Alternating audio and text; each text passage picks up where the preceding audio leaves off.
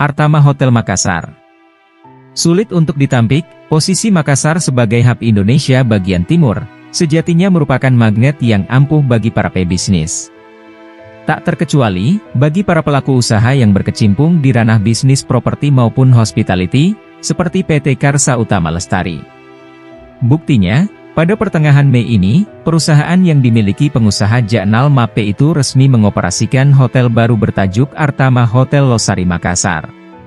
Dan, asal tahu saja, hotel setinggi 19 lantai yang terletak di kawasan Jalan Haji Bau, Makassar, Sulawesi Selatan, ini masuk dalam kategori hotel bintang 4 dengan kapasitas 201 kamar. Kata General Manager Artama Hotel Losari Makassar, Agus Juharto, seluruh kamar tadi terdiri dari beberapa tipe, yaitu Superior, Deluxe City View, Deluxe Sea View, Junior Suite, Deluxe Suite, serta Artama Suite. Adapun luas masing-masing kamar, tambahnya, mulai dari 24 meter persegi sampai 42 meter persegi.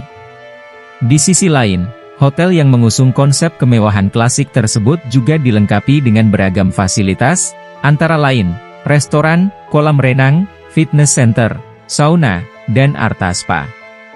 Plus 10 ruang pertemuan serta ballroom dengan daya tampung 600 orang untuk mengakomodir kebutuhan MICE. Patut diketahui, operasional Artama Hotel Losari Makassar berada dalam naungan PT Artama Hotel Losari yang merupakan bagian dari Karsa Utama Lestari.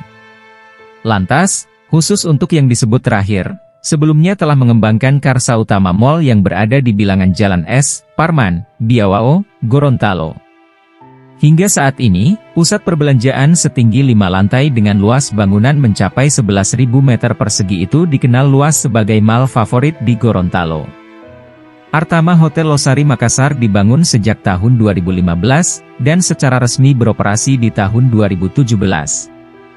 Hotel yang terletak di salah satu kawasan strategis kota Makassar ini mengusung konsep affordable luxury for all, juga dilengkapi kolam renang, spa, sauna dan sky lounge.